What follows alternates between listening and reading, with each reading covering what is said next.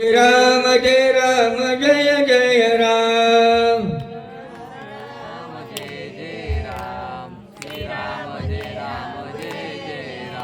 श्री राम राम जय जय राम श्री राम जय राम जय जय राम श्री राम राम जय जय राम श्री राम जय जय जय राम श्री राम जय जय जय राम जय जय राम जय श्री राम जय जय जय राम श्री राम जय जय जय राम श्री राम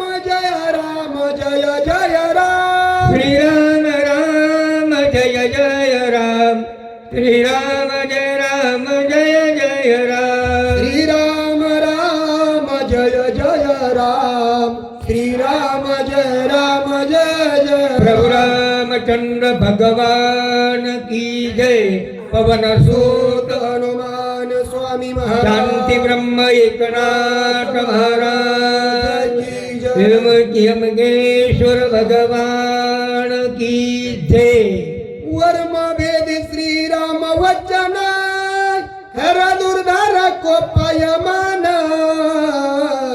भूमीस हात पाय घासून गदा घेवनी धावत प्रभु रामचंद्र भगवान की असो गंगा मातेच्या तीरावर यमेश्वर भगवान शंकराचं मंदिर सुंदर असणारा या ठिकाणी महाराज परिसर आपल्या भागामध्ये पण येण्याचा योग बऱ्याच दिवसापासून भगवंताच्या कृपेने गंगा मातेच्या आशीर्वादाने आणि महाराजाच्या कृपेने माझं येण्याचं योग्य झालं. इथं आलो तर आमचे जोडीदार डेरे महाराज सांगायला बरं वाटलं.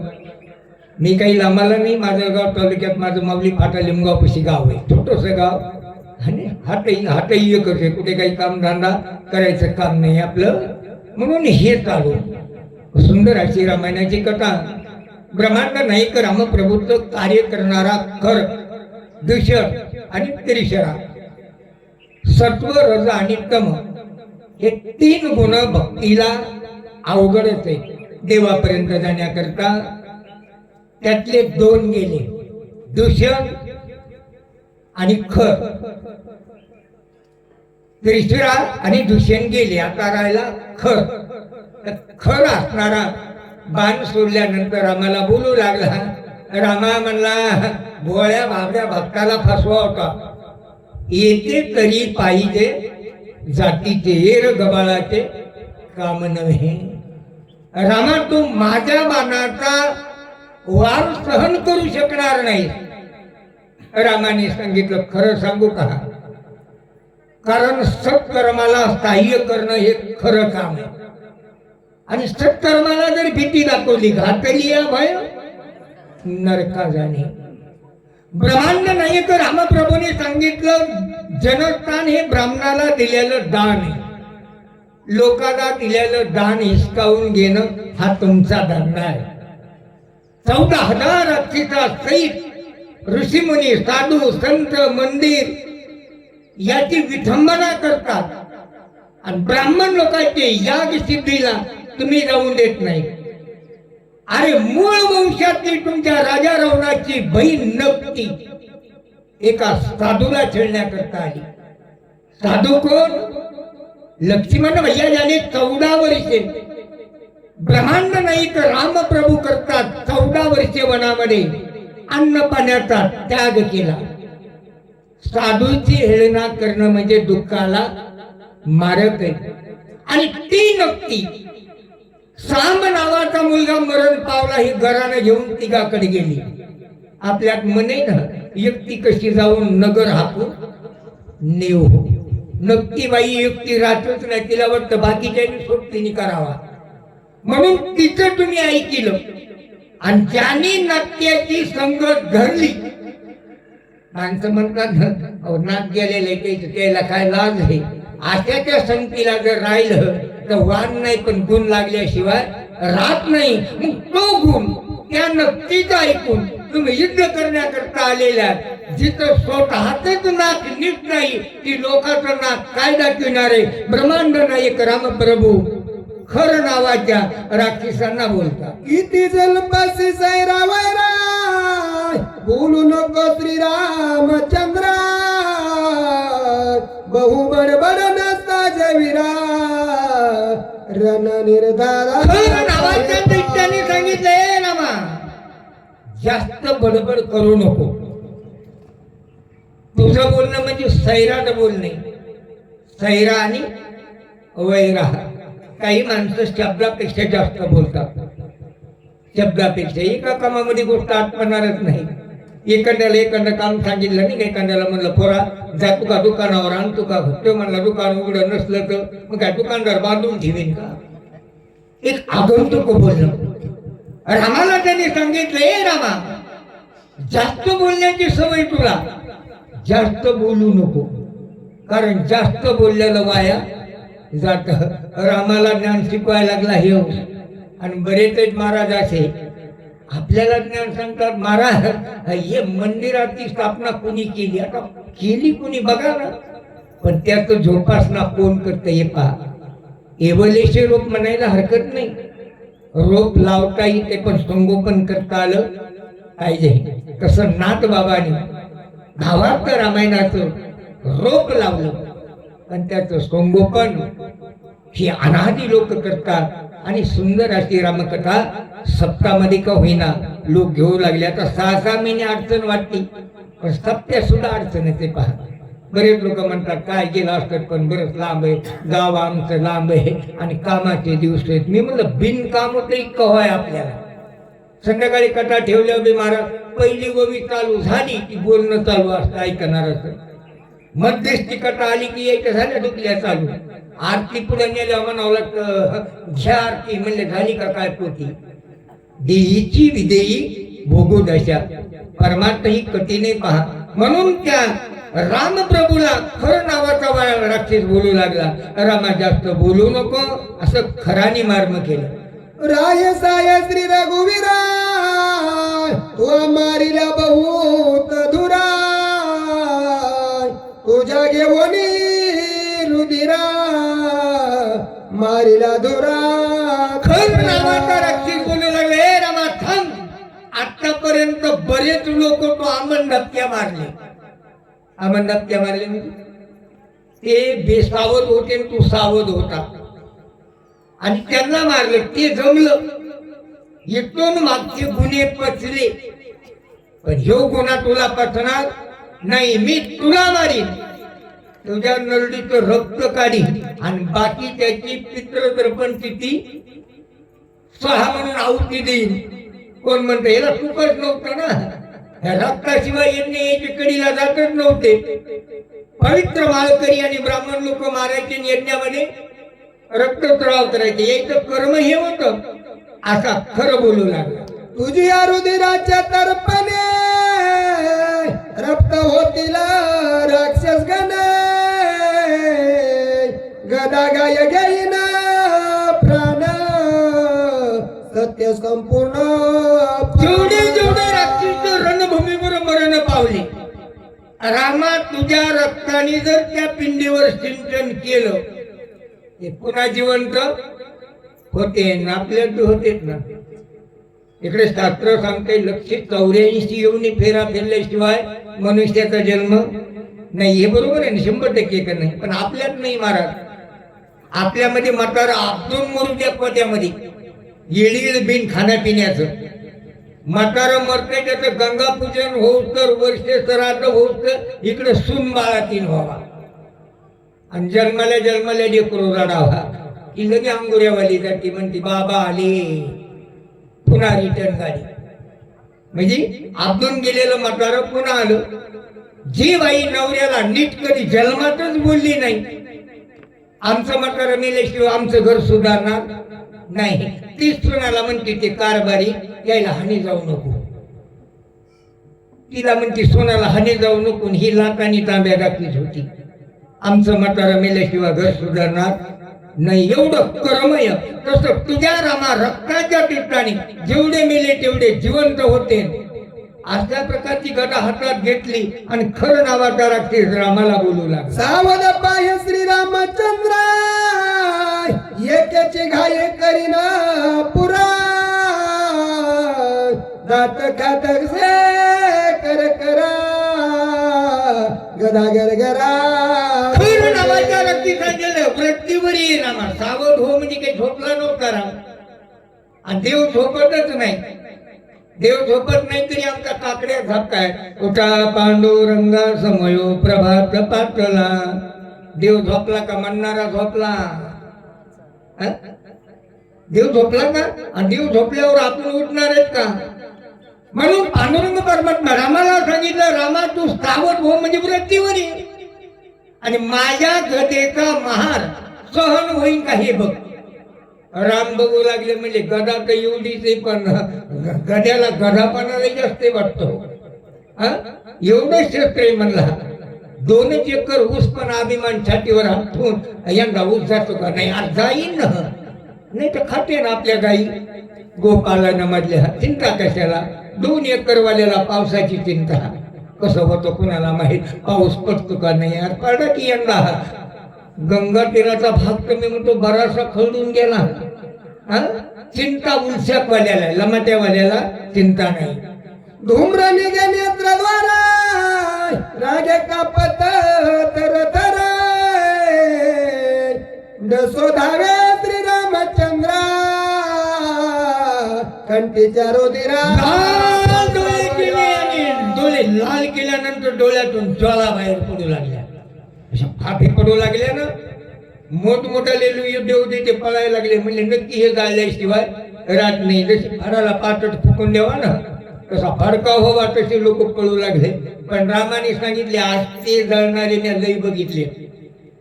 असे जळणारे लई बघितलेले आणि जाळणारे बी बघितले.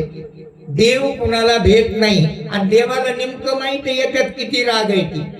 देवाने ओळखीला. देव शांत राहिले.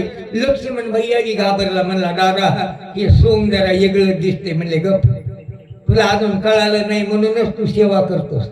नाही तर माझ्या पदी बैसतोनी पदवी घेई ही प्राप्त झाला असत.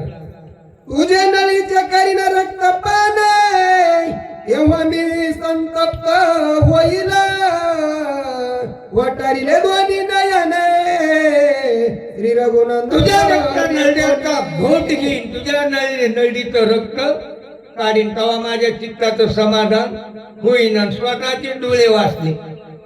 आता लोकांवर डोळे वाचता येते का? माणसं म्हणतात ना त्याने काय नाही केलं पण डोळे लय वाचले होते ना आपल्यावर. कारण काही अर्ध प्रमाण संसारात डोळ्यावर येते बघा. डोळ्याने नीट तरी कुणला आहे बोलण्याची गरज नाही. आणि म्हणून अशी तिरपट व्हायला लागलं बघा. माणसं काही काही नुसतं खोनानीच काम करतात. आणि आपण कुठं काय म्हणलो आम्ही तो म्हणलो सप्ताह झालेला चांगला आहे. आणि म्हणानीच म्हणायचं जाऊ द्या दरवर्षीच येते असं करायचं मुंडक्याने. मग खुनाने काम होतं का नाही. कर्माने नाही पण खुनाने.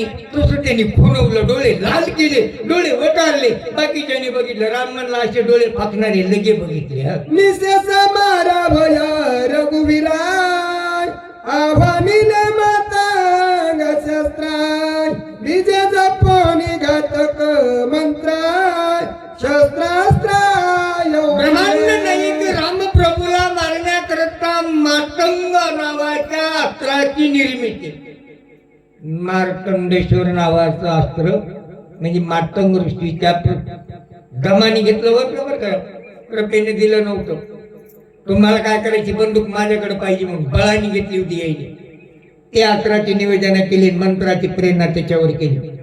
कोणाला कोणतंही अस्त्र येऊ द्या पण त्याला मंत्र यायला पाहिजेत ना.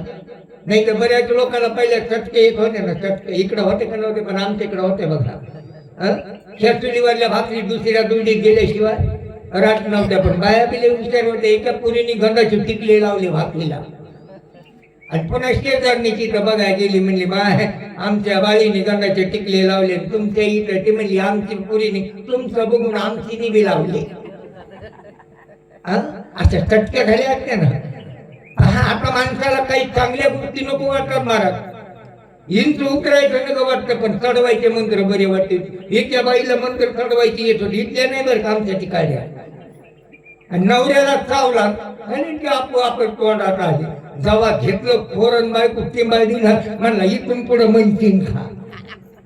ती म्हणजे ऐसे आपोआपच येतं. साधोनी निर्वाण केने उन्मळून वृक्षात्रन प्रतवी होय कंपाय मान मूर्छा पानापासून सांगितलं तो खर नावाचा दैत्य क्रोधामध्ये आल्या, मोठमोठाले झाडं उन्मळून पडले आणि पशु पक्षी यांच्या डोळ्याला झापड्या लागल्या, याला चक्र आल्या, चक्र आल्या, कर कर कर कर कर कर फिरले आणि जमिनीवर पडले. एवढा धाक होता, पाखरू सुद्धा मनाने वागत नव्हतं त्या जनस्थानाच्या ठिकाणी. एवढा कब्जा आणि ताबा या राक्षसांचा होता. आणि रामप्रभूंनी याच्यासाठीच अवतार केला, एरवी तरी आम्ही वैकुंठ वाशी आलो याच कारणासाठी, जड जीवाचा उद्धार, भक्ताचा प्रतिपाल आणि दुष्टाचं हनन करण्याकरता. म्हणून रामाला वनवासात माईनी पाटील आपण म्हणतो, रामासारख्याने टिकून दिलं नाही रामासारख्याला, कारण त्याला वरदानच होतं.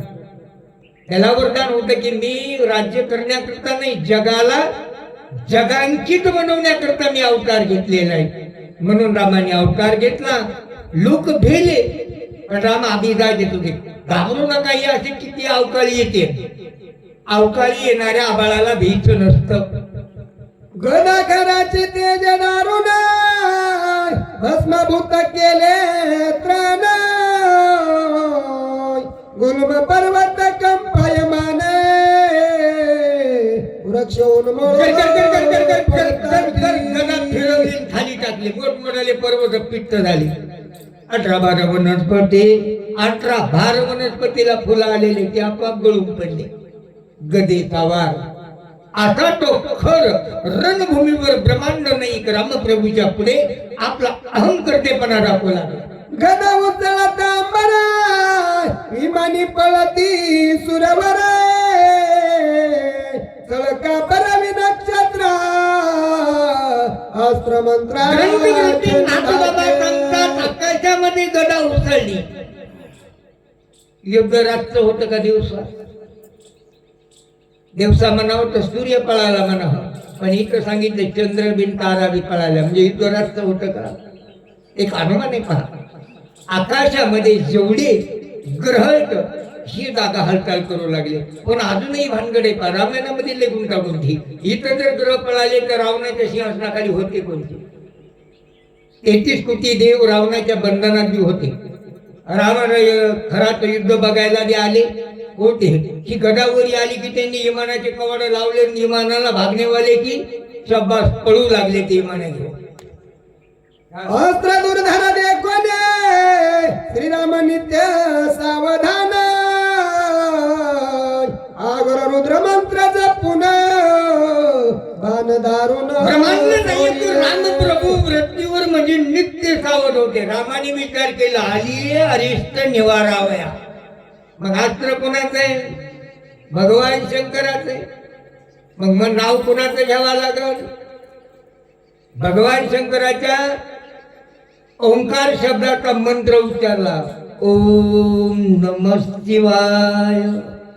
अस्त्र म्हणलं घरचेच पाहुणेत, आपण जावा कुठं? भगवान शंकराच्या नामाची नामावली प्रभू रामचंद्राने उच्चारली. अस्त्र थांबलं, पुढे गतिरोधक आहे ही स्थिती झाली. बाण देखोनी दारुण अस्त्र मातंगी आली शरण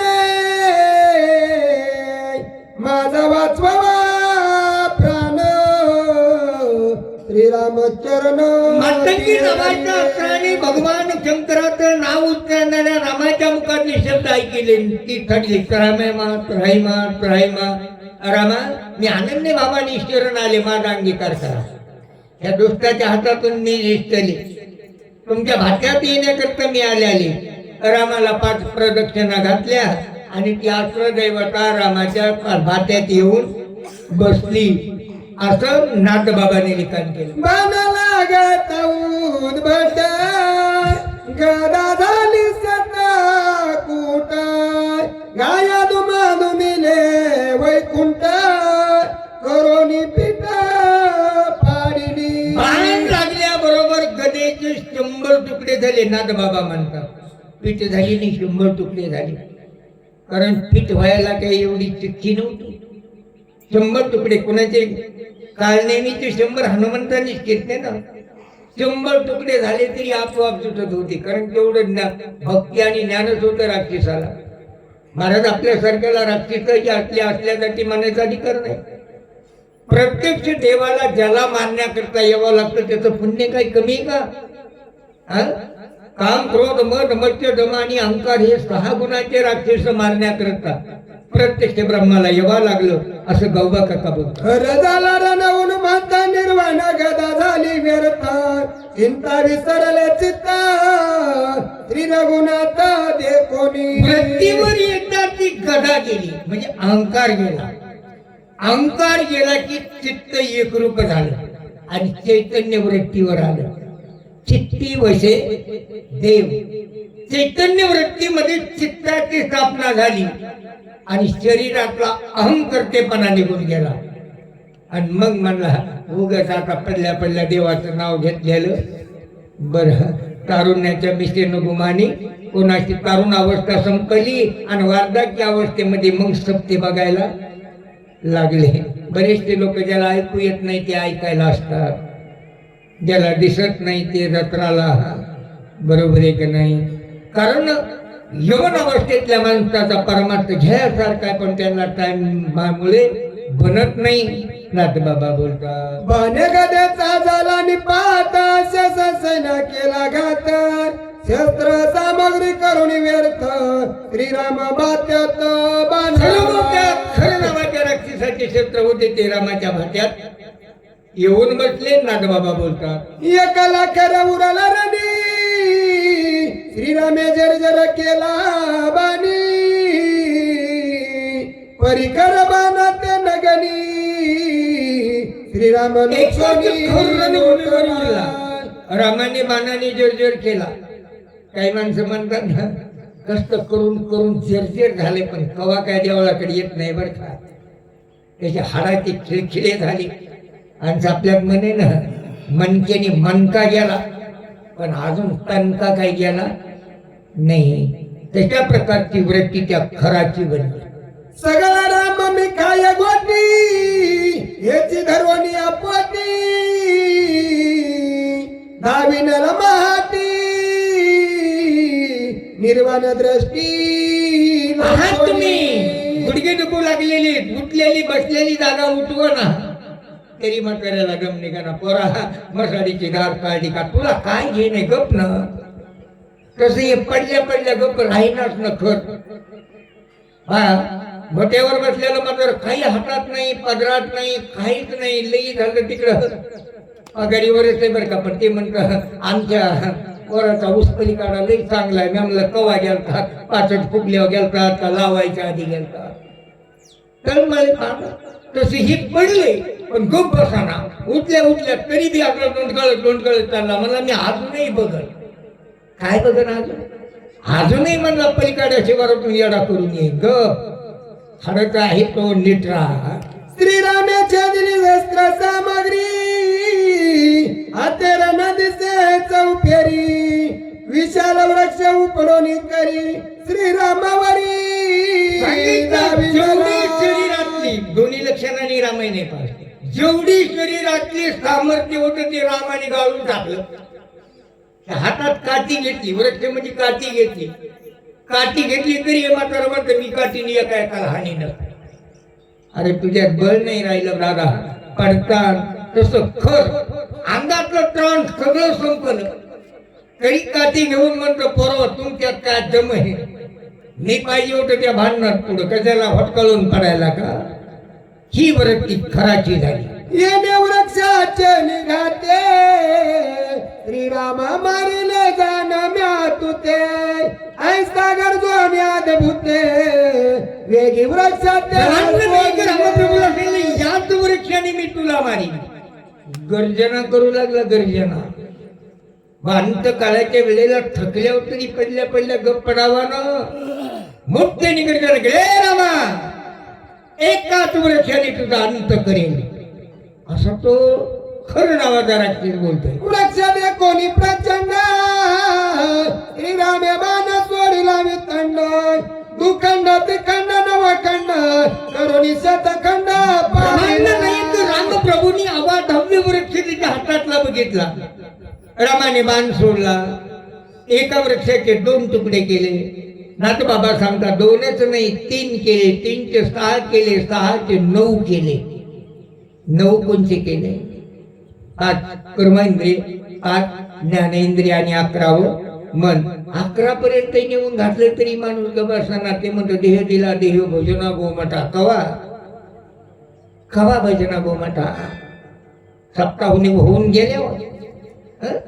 याचे देही घडे देवाचे भजन. आणि मग कटेचे डावं बंद नसते का पडली?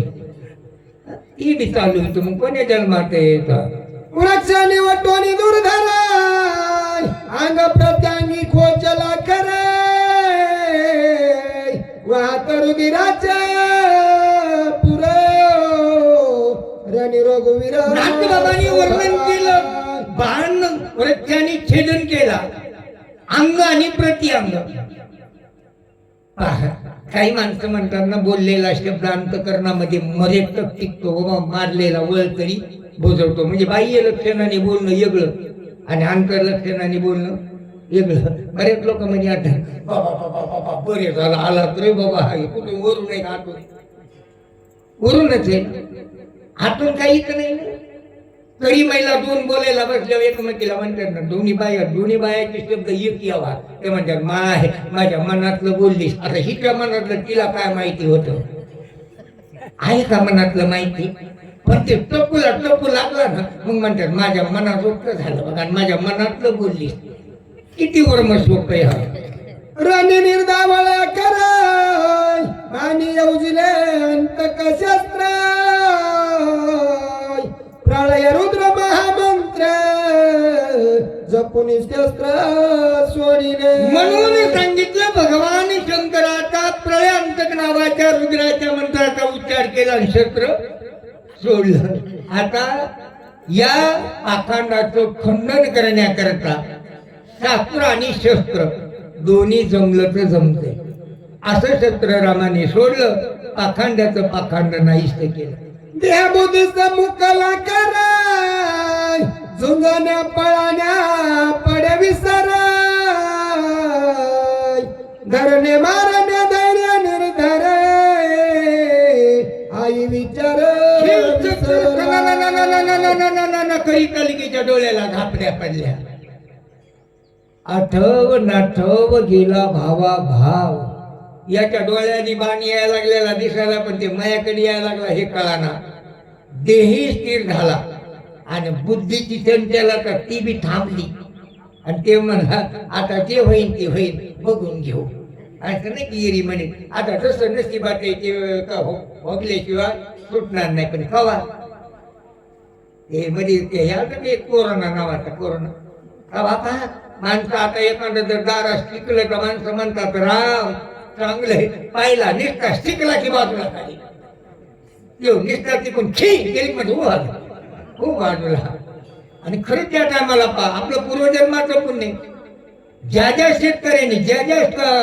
शेतकऱ्यांनी बैलाला गंगाचं पाणी मुंगसे घालून पाजलं त्याचं उष्णच मिळालं कोरोनामध्ये. त्यांना तरी भोकाडाच्या मुंगसे होते पाणी प्यायला, ह्याला तर बिन भोकाडाच्या पाठी आल्या तोंडाला. कारण केलेलं कर्म, कारण केले कर्म तीच भोग आले. भोगावाच लागतं. नाथबाबा बोलतात जेविकानात नित्यात्म सिद्धी निश्चय राय रामापदी देवी श्रीराम देखता त्रिशुद्धी रण समाधी खरासी. एवढा विकारी खर होता, पण ब्रह्मांड नायक रामप्रभूकडे चित्त आणि चैतन्य लावलं. म्हणून प्राणाच्या वेळी जन्मभर देवाचं नाव नका घेऊ, पण मरताना तरी यायला पाहिजे ना. प्राणाच्या वेळी अंतकाळाच्या वेळेला मी मरणार आहे खराला कळालं. आणि त्यांनी रामाकडे दृष्टी लागो. तुझ्या दृष्टी लागो माझे मन. चित्त चैतन्य आणि वृत्ती रामाकडे लावली म्हणून त्याला मरणाची भीती राहिली नाही. निर्सोनी तत्वाचा विकार समाधी पावे मुनीश्वर हे विलक्षिता श्री रामचंद्र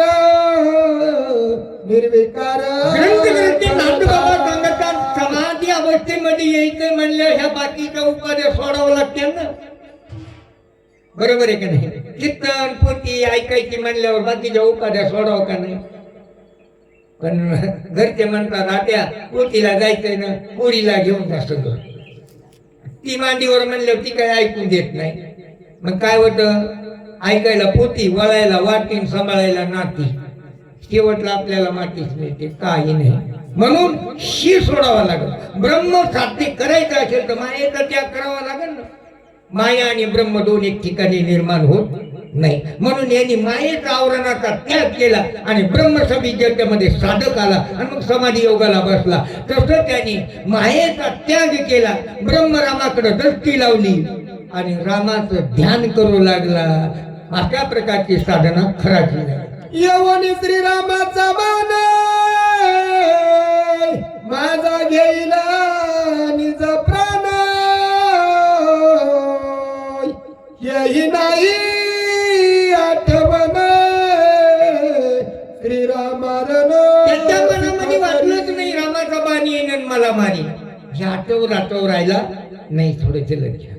श्रीराम बाणाती दुर्धर कराच्या उडविले शिरा, रणी पाडीला महावीरा धन्य रघुवीरा खरा. प्रमाणे सणा करीत बाण आला, खराच रणयुगल स्थिर केलं, धन्य रामचंद्राला विजयी प्राप्त झाला. देहापासून सुटलेल्या कस्तुती माझ्या घराचे मुख, श्रीरामेच्या दुनी द्वंद्व दुःख दिदलं निज उडालं. श्रीराम जय राम जय जय राम ते तुटलेलं मुंडक म्हणू लागलं. धन्य झाली माझी काया. हे धन्य तर आम्हाला देऊ लागलं तुटलेलं शिर. छेदोनिया जन्म मरण दुःख, छेदोनिया ताण भूक, छेदोनी जीवीची दुःख दुःख दिदले निज काय काय सुख. ठेवलं जन्ममरणातून मला मुक्तता करून टाकलेली. माझ्या शरीराचं वाचणारं बाह्य दुःख असणारं निरसन केलं असा खरं बोलू लागला. छेदोनिया माझ्या मन, छेदोनिया देहाभिमान, छेदोनिया ज्ञान ज्ञान सुख ज्ञानाचं छेदन केलं. माझ्या संपन्न. मनाची जी तळमळ होती ती स्थिरावली. असं जाता जाता ते मुंडकं तुटलेलं बोलू लागलं. रामा श्रीराम बाणाचा प्रताप छेदिले माझे पुण्य पाप, छेदोनिया संकल्प विकल्प केले सुख रूप देवाच्या जगाते. संगतीत आल्यावर पाप पुण्याचा असणार झाली पापा तापा तुटी आणि शरीरात असणारी आंतर पाप आणि बाह्य पाप याचं निरसन होतं. नाथबाबा बोलतात श्रीरामाचा सत्य बाण छेदिले स्थूळलिंग कारण, छेदोनिया मी तुपन सुख रामाच्या बाणाने संपन्न शरीराचे असणारी चार देह बघा. स्थूल देह, कारण देह, महाकारण देह. आता हे कोणते देह छेदन केले? हे वरच्या देहाचा नाही नाट केला, पण अंतरात्मा रामाच्या स्वरूपात विलीन झाला. म्हणजे खर नावाचा दैत्य राम रूपात विलीन झाला. नाथबाबा बोलतात छेदोनी माझा राक्षस विधी, छेदोनी माझी आदि व्याधी, छेदोनी माझी देह बुद्धी, श्रीरामे राक्षस कर्माचा त्रिसुखी छेद सुखी केला. रामा केला. तुमच्या स्वरूपामध्ये मला सामावून घेतलं. खरं बोलू लागला. श्रीराम रण योदानी करेसी परितो सुखरूप गायसी, ऐसे वधोनी स्तुतीसी पाया पासी सिराले.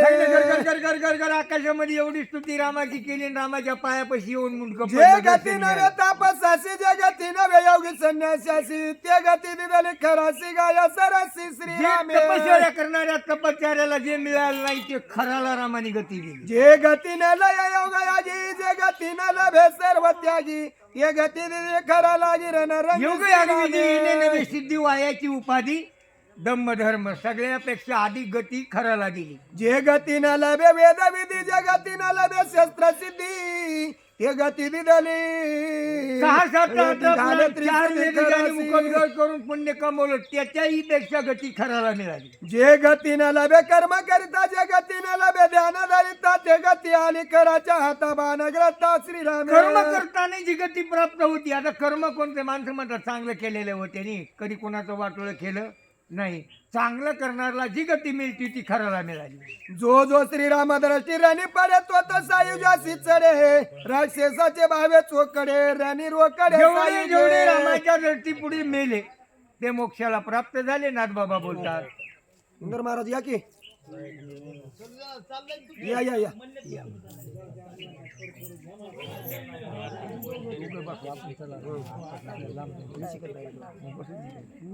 घेरे मारा कुणी बस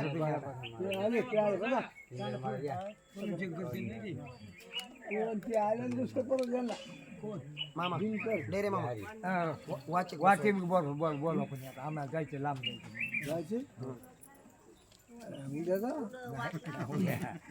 संध्याकाळी करताय पुन्हा पिंपळगाव फुले पिंपळगाव